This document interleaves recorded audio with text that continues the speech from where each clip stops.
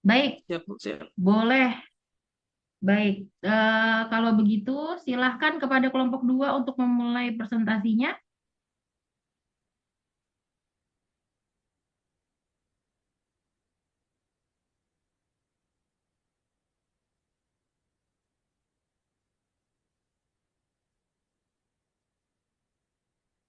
Izin apakah sudah terlihat? Terlihat, Mas. Siap. Baik, Assalamualaikum warahmatullahi wabarakatuh. Waalaikumsalam. Ya, selamat malam, Ibu dan teman-teman semua. Kami dari kelompok 2 akan memaparkan hasil diskusi kami mengenai corporate governance. Baiklah, di sini kami ada 7 anggota, yaitu pertama Edrina Nunai, Mawal Penpurba, Irfan Cahyanugroho, Mai Ayu Rahmahdiani, Muhammad Ahlul Irfan, Hasna Aulia, dan Rizky Faturrahman. Nah, baik, langsung saja kita masuk terkait konsep dasar dari corporate governance. Nah, corporate governance atau tata kelola perusahaan pada dasarnya berbicara tentang bagaimana perusahaan diatur, dijalankan, dan diawasi agar tetap berjalan dengan baik, transparan, dan bertanggung jawab. Jadi, konsep ini bukan hanya soal aturan di atas kertas, tapi juga bagaimana menciptakan sistem yang sehat antara berbagai pihak di dalam perusahaan. Nah, di sini sudah kami rangkum berbagai pendapat mengenai konsep dasar dari corporate governance. Yang pertama itu menurut World Bank, yang mana menurut World Bank, tata kelola perusahaan itu ibarat fondasi yang membuat perusahaan bisa tumbuh secara berkelanjutan. Jadi, bukan hanya mengejar keuntungan jangka pendek, tapi bagaimana menciptakan nilai ekonomi dalam jangka panjang yang bermanfaat bagi semua pihak. Nah, selanjutnya itu menurut Organization for Economic Cooperation and Development, yang mana menurut corporate governance ini itu lebih menekankan pada mekanisme pengarah dan pengendali. Artinya, tidak cukup hanya punya aturan, tapi juga harus ada sistem yang memastikan perusahaan berjalan sesuai dengan tujuannya. Nah, selanjutnya itu menurut Forum Corporate Governance on Indonesia, yang mana menurut forum tersebut pandangan dari forum ini yaitu menyoroti aspek hubungan antar pihak dalam perusahaan, seperti pemegang saham, manajemen, karyawan, pemerintah, dan kreditor. Ini menunjukkan bahwa tata kelola bukan hanya tanggung jawab direksi atau komisaris saja, tapi hasil dari kerjasama dan keseimbangan antara semua pihak yang terlibat. Nah, dari pendapat-pendapat tersebut, maka dapat kami simpulkan bahwa corporate governance itu seperti sistem navigasi yang membantu perusahaan tetap di jalur yang benar. Dengan tata kelola yang baik, perusahaan bisa berjalan lebih efisien, terbuka dalam informasi, dan berorientasi dalam jangka panjang.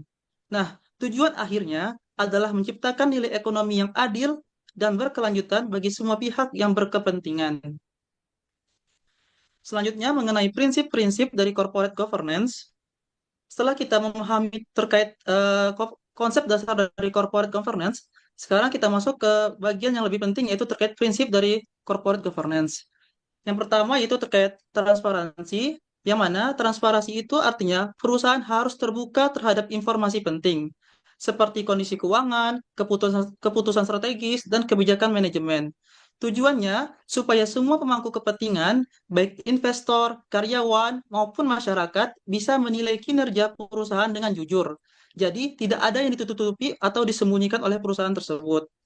Nah, untuk prinsip kedua yaitu akuntabilitas, yang mana ini menekankan pentingnya kejelasan peran dan tanggung jawab.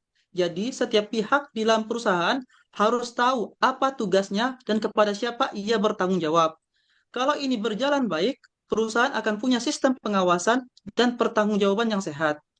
Untuk prinsip yang ketiga yaitu responsibilitas, yang mana responsibilitas ini menekankan bahwa perusahaan tidak hanya fokus pada keuntungan, tapi juga harus patuh terhadap hukum dan memiliki tanggung jawab sosial. Artinya, perusahaan wajib beroperasi sesuai peraturan, menjaga lingkungan, dan peduli pada dampak bagi masyarakat sekitarnya. Nah, untuk prinsip selanjutnya itu terkait independensi, yang mana berarti keputusan di perusahaan harus diambil secara objektif dan profesional, tanpa dipengaruhi oleh kepentingan pribadi atau tekanan dari pihak tertentu. Dengan begitu, keputusan yang diambil benar-benar untuk kepentingan perusahaan, bukan untuk kepentingan individu itu sendiri. Nah, selanjutnya terkait fairness, keadilan. Di sini berarti perusahaan harus memperlakukan semua pihak secara adil dan setara, baik pemegang saham besar maupun yang kecil, karyawan, pelanggan, ataupun mitra kerja. Tidak boleh ada diskriminasi atau perlakuan istimewa terhadap seseorang tertentu. Selanjutnya, Baik, izin Ibu untuk selanjutnya. Ya, Basna silakan. Ya, selanjutnya kita akan masuk ke pembahasan tentang peran BOD atau Dewan Direksi. BOD itu memiliki tanggung jawab penting dalam memantau perkembangan internal dan eksternal perusahaan. Mereka ini biasanya berkoordinasi melalui berbagai komite untuk memastikan tidak ada hal penting yang terlewat oleh manajemen. Kemudian yang selanjutnya, BOD juga meninjau berbagai usulan dan keputusan manajemen, memberikan nasihat, serta mempertimbangkan alternatif keputusan strategis. Nah, Dewan Direksi yang aktif akan rutin melakukan peran-peran ini agar arah perusahaan tetap terjaga.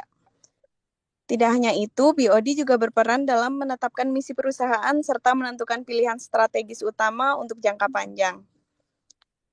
Oke, next slide.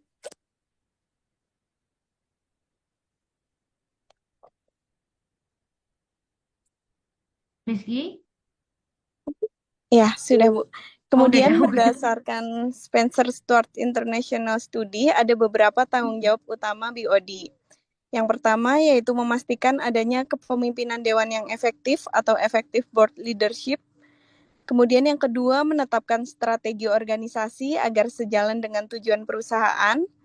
Yang ketiga, mengelola risiko dan memastikan profil risiko keseluruhan tetap terkendali.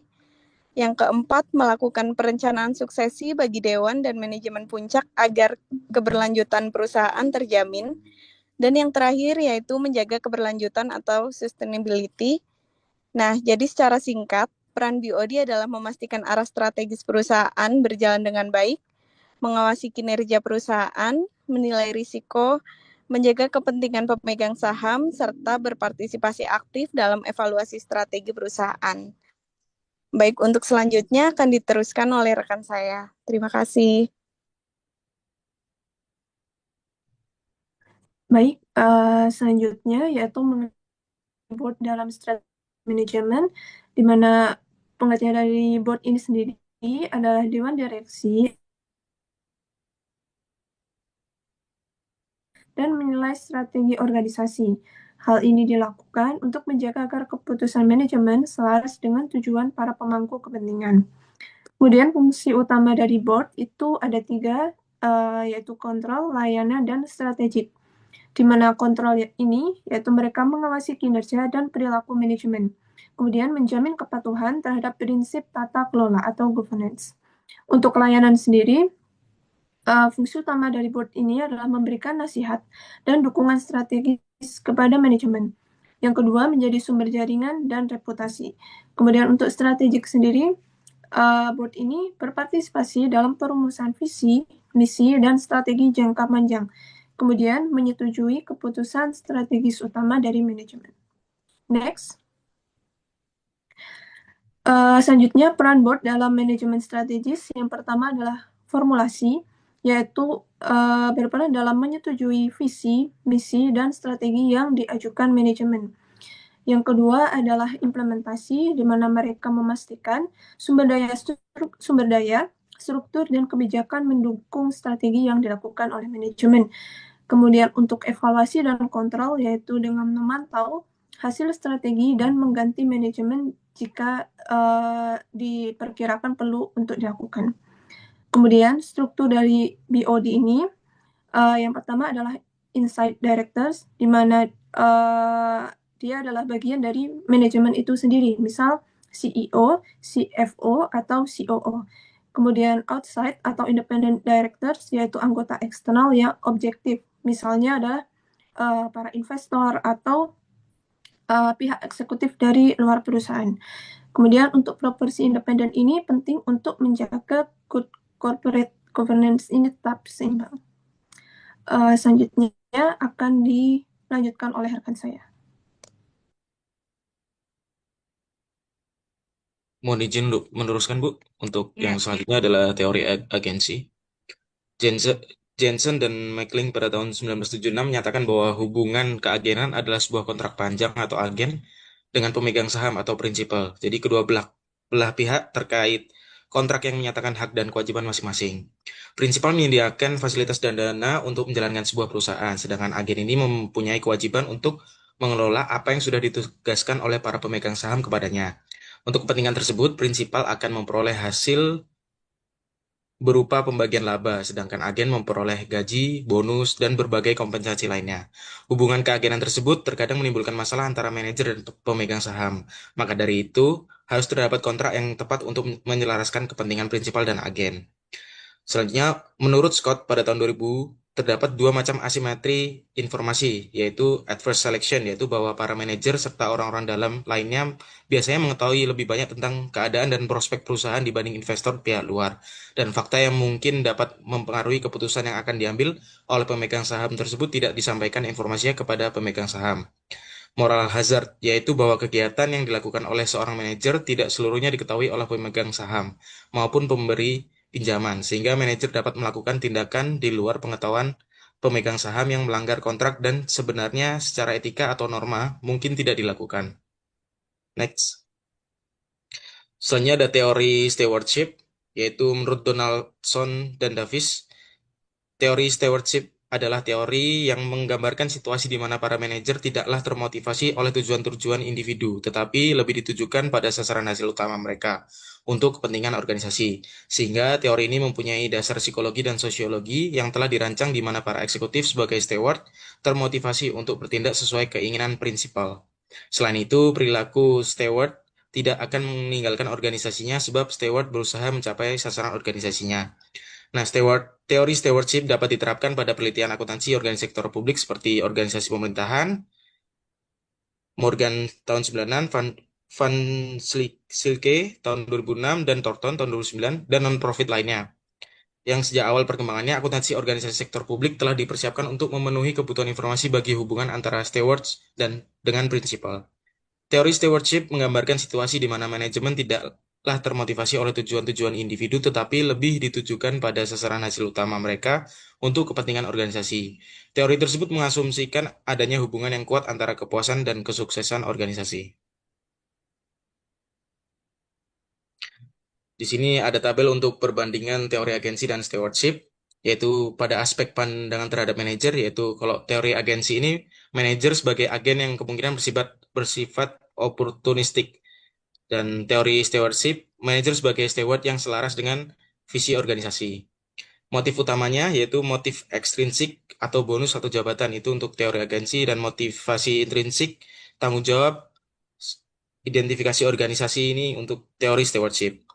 Selanjutnya ada aspek hubungan pemilik dengan manajer, yaitu hubungan berpotensi konflik. Ini perlu adanya kontrol kuat di dalam teori agensi. Sedangkan di teori stewardship, hubungannya harmonis, yaitu karena berbasis kepercayaan tadi. Selanjutnya ada aspek mekanisme pengendalian untuk teori agensi, yaitu kontrak, insentif, dan monitoring. Sedangkan di teori stewardship, delegasi, otonomi, dan budaya organisasi.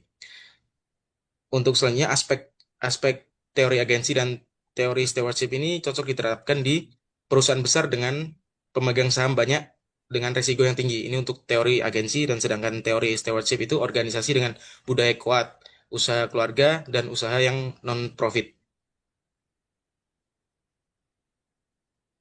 Untuk selanjutnya akan dijelaskan oleh rekan saya.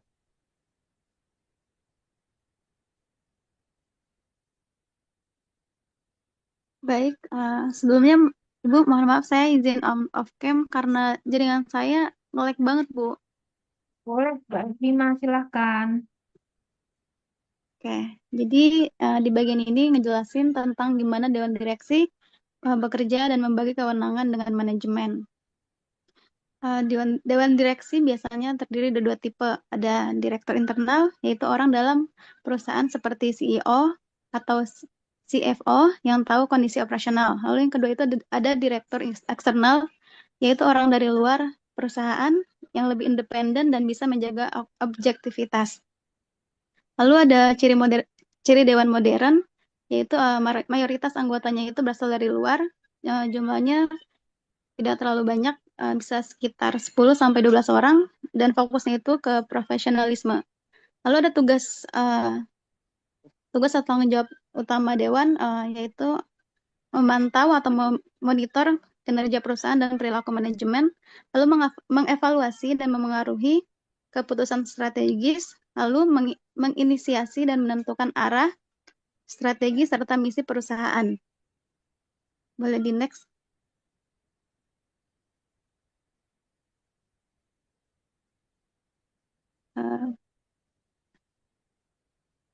Lalu di sini ada slide selanjutnya, ada komite board.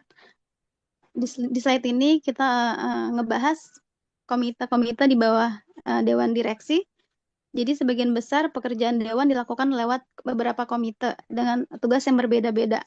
Contohnya ada komite audit, fokusnya ke laporan keuangan dan kepatuhan, lalu komite kompensasi, yaitu tugasnya untuk mengatur gaji dan insentif eksekutif, lalu ada komite nominasi, yaitu menilai dan memilih calon anggota Dewan, lalu ada komite tata kelola, tugasnya untuk memastikan kebijakan dan struktur perusahaan berjalan baik.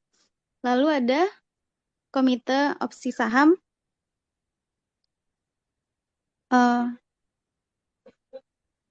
tugasnya untuk mengelola program opsi saham bagi eksekutif dan pegawai. Lalu ada komite kompensasi, menentukan kompensasi bagi anggota Dewan non-manajemen. Lalu yang terakhir ada komite eksekutif, yaitu terdiri dari 2 direktur internal dan 2 eksternal, untuk menangani masalah mendesak antara rapat Dewan.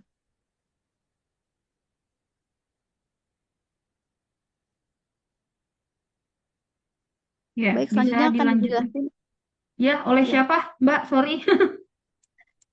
oleh Kak siapa ya? Lupa Ayo, lagi namanya. siapa? Loh, kok satu kelompok?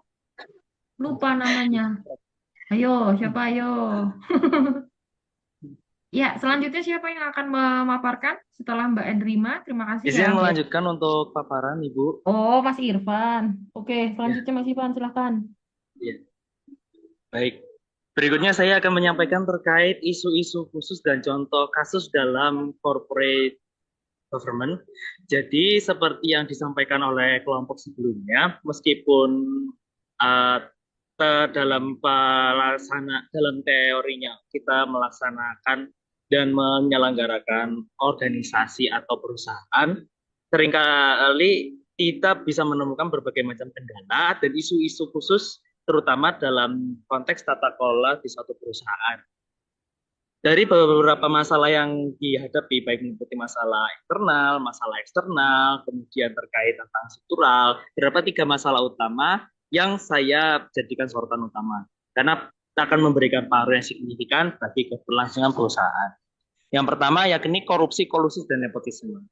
Selain terkenal di lingkungan instansi pemerintahan atau penyelenggaraan negara, korupsi, kolusi, dan nepotisme itu juga bisa terjadi di perusahaan, yang mana terjadi karena adanya peluang dan tekanan finansial yang memicu pejabat atau pelaku usaha menyalahgunakan kekuasaan untuk keuntungan pribadi atau kelompok. Korupsi, kolusi, dan nepotisme ini bertentangan dengan prinsip corporate governance yang mana dapat menunjukkan lemahnya pengawasan dan transparansi internal dalam pengelolaan perusahaan.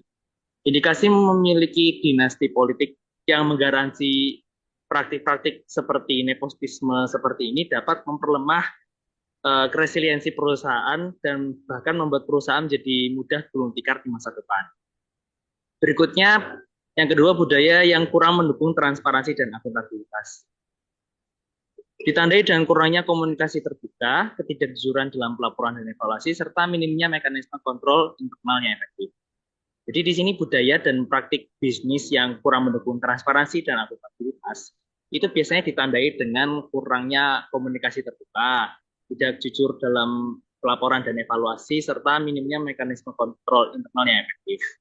Berikutnya terkait keterbatasan sumber daya perusahaan yang meliputi baik manusia, bahan baku, maupun keuangan dalam rangka mengimplementasikan corporate governance ini. Selain itu juga terdapat pula tantangan struktural yang lain seperti dominasi pemegang saham mayoritas, atau mungkin konflik kepentingan antar dewan direksi yang justru menghambat independensi dari perusahaan itu sendiri. Contoh kasus yang bisa mencerminkan terkait isu-isu dari good governance, yakni misal dari PT Bank Lipo yang menunjukkan adanya pelanggaran prinsip akuntabilitas karena tidak memiliki mekanisme check and balance yang baik antara direksi, komisaris, dan manajemen.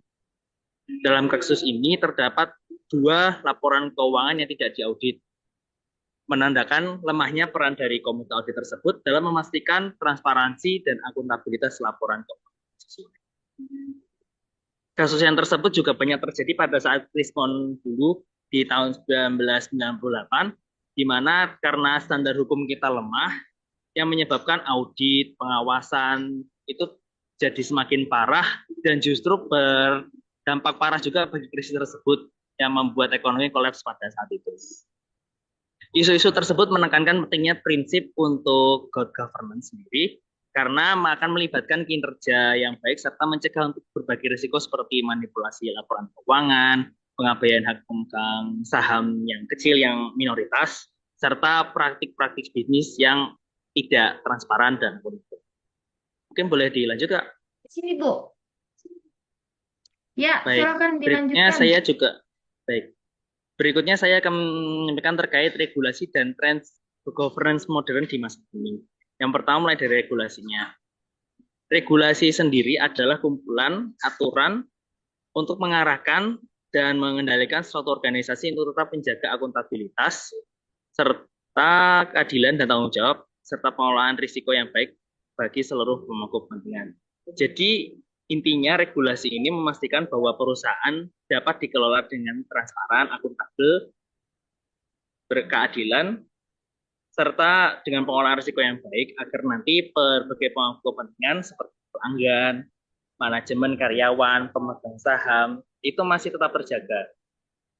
Regulasi di masa kini itu sudah tidak hanya mencakup aspek legal formal saja, tapi juga menuntut perusahaan untuk mengadopsi perilaku beretika dan berkesadaran sosial, begitu pula kesadaran lingkungan. Di masa kini juga corporate governance itu lebih menekankan pada aspek sustainabilitas atau berkelanjutan, tata kelola digital, serta perlindungan hak pemegang saham kecil. Untuk contoh penerapannya sendiri, kalau di Indonesia berdasarkan pada PUGKI atau Pedoman Umum Governance Corporate Indonesia yang disusun oleh Komite Nasional Kebijakan Governance yang menekankan pada 4 pilar utama, yakni perilaku beretika, akuntabilitas, transparansi, dan berkelanjutan. Untuk di berikutnya ada juga Delaware General Corporation Law yang diterapkan di Amerika, DGCL singkatannya. DGCL ini adalah salah satu sumber utama dari regulasi corporate governance yang banyak digunakan di Amerika Serikat. Lalu kalau contohnya lain ada di negara Jepang, mereka mengutamakan good governance berdasarkan pada Companies Act nomor 86 tahun 2025 yang mengatur prinsip dasar tata kelola perusahaan, hak dan kewajiban manajemen, serta transparansi informasi. Contoh dari ketiga regulasi ini mencerminkan kombinasi hukum korporasi di negara yang bersangkutan, keberlakunya undang-undang pasar modal, serta bagaimana kode etik dipedomani oleh kode etik dan tata kelola perusahaan dipedomani dan akan terus berkembang untuk dapat tetap menyesuaikan dengan isu-isu baik di standar lokal maupun global. Berikutnya terkait tren. Untuk tren pelaksanaan governance yang modern di perusahaan-perusahaan ini menunjukkan peningkatan kesadaran dan komitmen yang signifikan.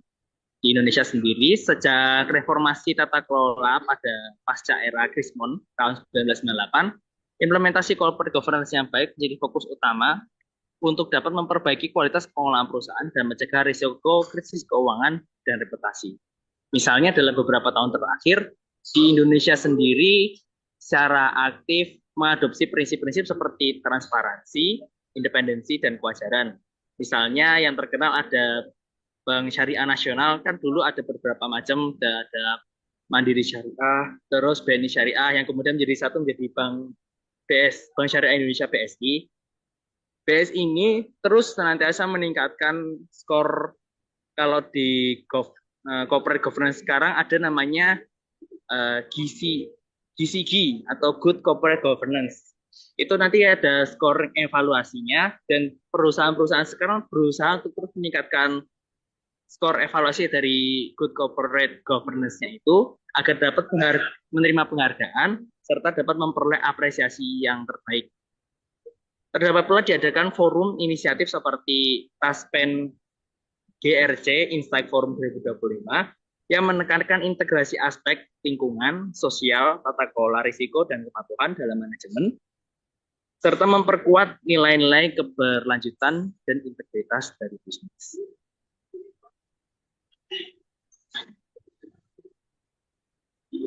Ya, berikutnya berarti terakhir Mas. Oh, sudah ya berarti ya. Untuk yang tidak presentasi berarti demikian. malah friend ya. Oke. Ya, demikian untuk presentasi dari kelompok 2.